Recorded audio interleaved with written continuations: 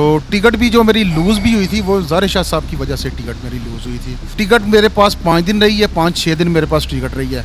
ज़ाहिर शाह साहब ने मेरी जगह जो है ना वो आसफ़ बाजवा को टिकट दी, जिसकी वजह से हमारी सारी पार्टी नाराज़ थी कि जो पुराने मुस्लिम लीगी हैं उनको टिकट मिल जाए किसी भी बंदे को।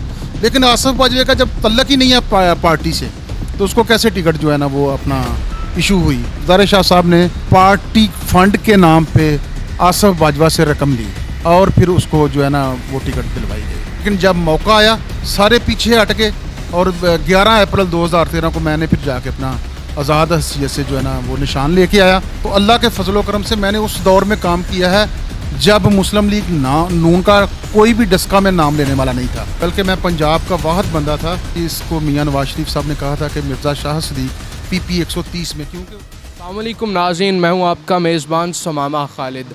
नाज़रीन, डस्का की सियासी तारीख़ की बात की जाए तो आपको ऐसे सियासतदानों के नाम नज़र आते हैं जो मफादात की खातिर पार्टियां बदलते हुए आपको नज़र आएंगे, लेकिन बहुत कम ऐसे नाम जो सिर्फ नज़रिए की बुनियाद पर हमेशा सियासत की हो, जिसने और नज़रिए की बुनियाद पर ही इलेक्शन लड़ा हो। हमारे साथ आज एक डस्का की सियासत का बड़ा नाम मिर्ज़ा शाहद सिद्दीक मौजूद हैं।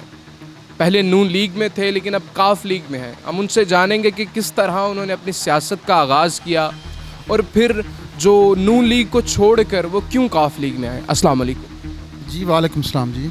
सबसे पहले तो ये बताइएगा कि किस तरह आपने अपनी सियासत का जो डस्का से आगाज़ किया। बिस्मिल्लाहिर्रहमानिर्रहीम।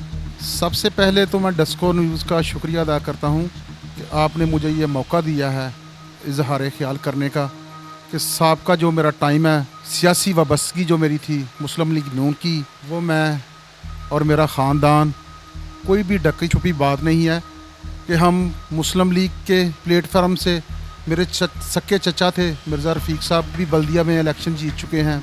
मेरे वालिद साहब ठेकेदार मिर्ज़ा मोहम्मद सिद्दीक साहब जो हैं वो भी चेयरमैन ज़कात कमेटी के चेयरमैन रह चुके हैं। उसके बाद मैंने जो आगाज़ किया था, मैंने 1997 में पाकिस्तान मुस्लिम लीग का यूथ विंग का मैं सीनियर वाइस प्रेसिडेंट बना था डस्का का।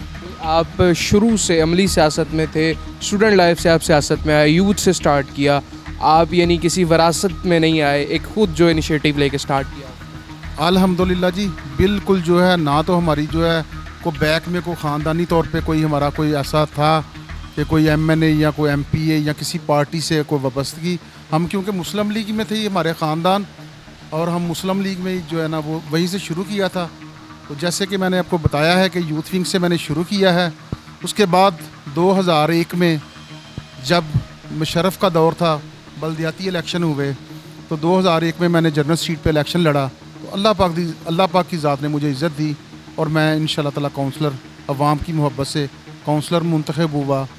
उसके बाद 2005 में दोबारा बल्दियाती इलेक्शन हुए, तो दोबारा अल्लाह पाक की ज़ात ने मुझे इज़्ज़त दी। लोगों की बड़ी मेहरबानी थी कि अच्छे खासों वोटों से मैं ज़्यादा जो है मैं दोबारा मुंतखब हुआ। ये अल्लाह पाक की ख़ास मुझ पे करम नवाजी थी कि अल्लाह पाक की ज़ात ने दूसरी दफ़ा मुझे फिर इज़्ज़त दी।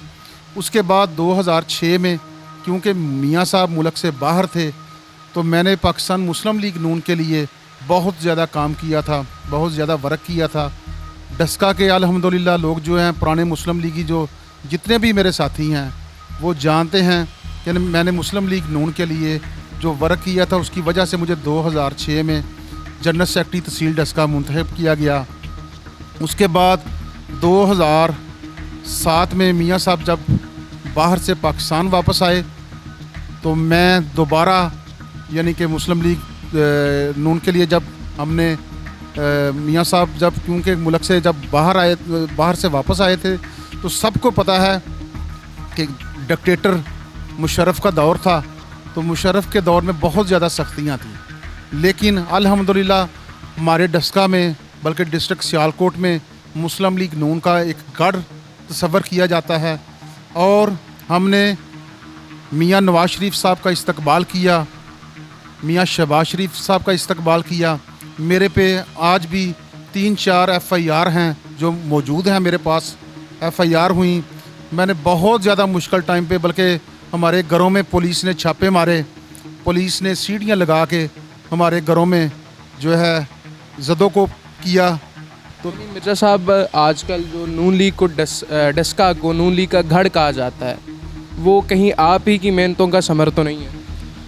बिल्कुल जी, अल्लाह के फजलो करम से ये आप कह सकते हैं, क्योंकि जितने भी पुराने मुस्लिम लीगी हैं वो ये बड़ी अच्छी तरह से जानते हैं। आप किसी भी मुस्लिम लीगी से पूछेंगे तो अल्लाह के फजलो करम से मैंने उस दौर में काम किया है जब मुस्लिम लीग नून का कोई भी डस्का में नाम लेने वाला नहीं था। स्किन्ने, बैनर, पर्चे हुए मुझ पे, पुलिस ने ज़दोकोब किया, अंदर हमने जो है ना वो जेलें काटी।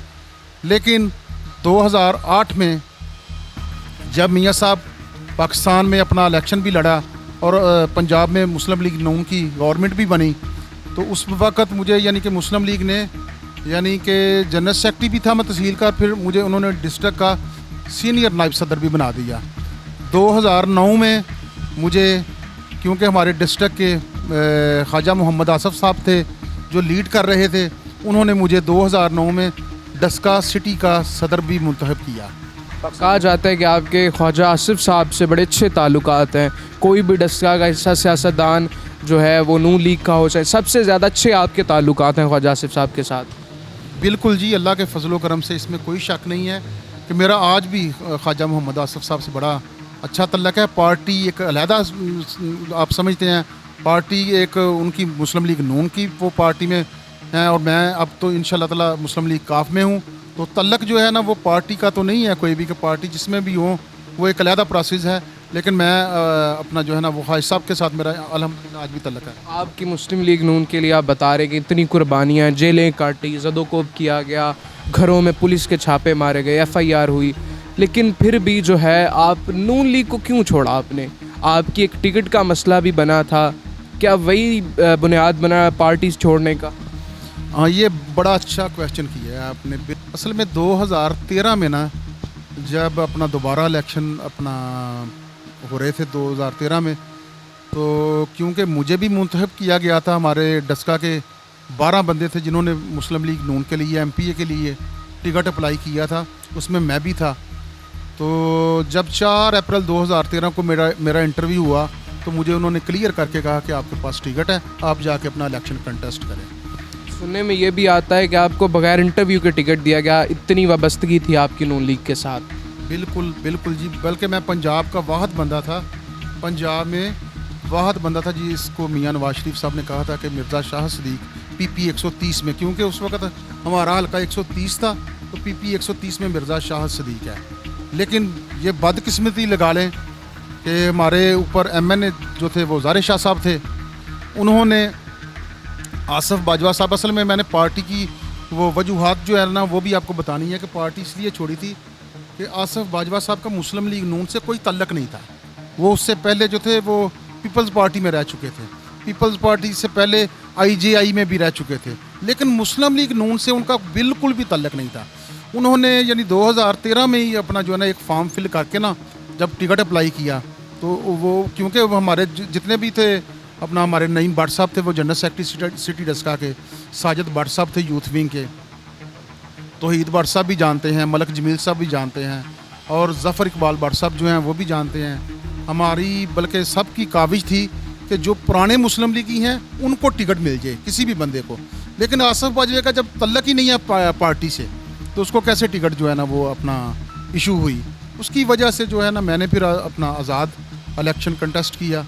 उसकी रीज़न यही बनी थी कि सारे जो साथी थे मुस्लिम लीग नून के, उन्होंने कहा था कि एक बंदा आज़ाद इलेक्शन लड़ेगा पार्टी में से, बाकी सारे तो छोड़ गए। लेकिन मैं फिर जो था यानी वो कुर्बानी का बकरा बन गया और मैंने फिर जो है ना वो जितने भी आजकल डस्का में नून लीग या आजकल बल्दिया में कह लें कि कौंसलर रहे, फिर सारा कुछ किया, वो ऐन मौके पर आपको छोड़ गए?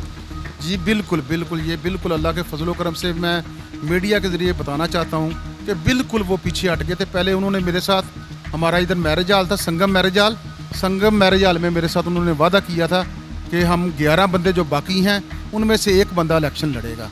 तौहीद भट्ट साहब ने भी कहा था, ज़फ़र डार साहब ने भी कहा था, मलक जमील साहब, नईम भट्ट साहब। लेकिन जब मौका आया सारे पीछे हट गए और 11 अप्रैल 2013 को मैंने फिर जाके अपना आज़ाद हैसियत से जो है ना वो निशान लेके आया और फिर मैंने आज़ाद हैसियत से। ज़ाहिर शाह साहब के साथ आपके ताल्लुकात इतने अच्छे थे और आवाम में ये तासुर पाया जाता है कि उन्हीं की वजह से जो है वो आपकी टिकट गई और उन्हीं की वजह से जो है वो आपसे इलेक्शन गया। जी, डस्का के अवाम जो है ना वो बड़ी अच्छी तरह जानते हैं। कोई शक नहीं है कि ज़ाहिर शाह साहब मरहूम अल्लाह उनको जन्नत में जगह दे, मेरा उनके साथ बहुत ज़्यादा वाबस्तगी थी, बहुत ज़्यादा तल्लक था, क्योंकि वो आलो मार के थे, हम भी लो मार के थे। तो वो दुनिया से चले गए हैं, अल्लाह पाक उनकी मगफरत फरमाए। तो टिकट भी जो मेरी लूज़ भी हुई थी वो ज़ाहिर शाह साहब की वजह से टिकट मेरी लूज़ हुई थी, क्योंकि मैं उस वक़्त मार्केट कमेटी का एडमिनिस्ट्रेटर भी था, सिटी प्रेसिडेंट भी था। तो ज़ाहिर शाह साहब ने टिकट मेरे पास 5 दिन रही है, 5-6 दिन मेरे पास टिकट रही है। ज़ाहिर शाह साहब ने मेरी जगह जो है ना वो आसफ बाजवा को टिकट दी, जिसकी वजह से हमारी सारी पार्टी नाराज़ थी और जो है ना वो फिर मैंने इलेक्शन जो है ना वो कंटेस्ट किया था। आप क्या समझते हैं कि क्यों आसिफ बाजवा साहब को टिकट दी गई? क्या कौन सा ऐसा मसला था कि ज़ाहिर शाह साहब को उनकी तरफ जाना पड़ा?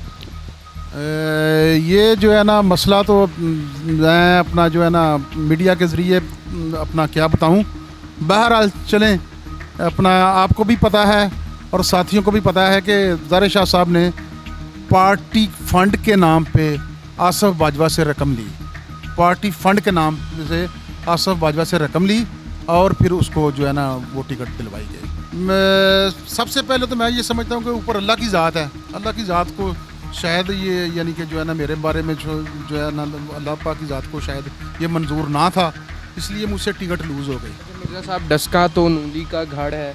अभी 2021 में जो दोबारा इलेक्शन करवाए गए ज़ाहिर शाह साहब की वफ़ात के बाद, उससे ये साबित होता है कि अभी भी डस्का की जो आवाम है उस नून लीग का होल्ड है उसके ऊपर। आपने नून लीग को उस वक़्त छोड़ा जब वो मजबूत थी।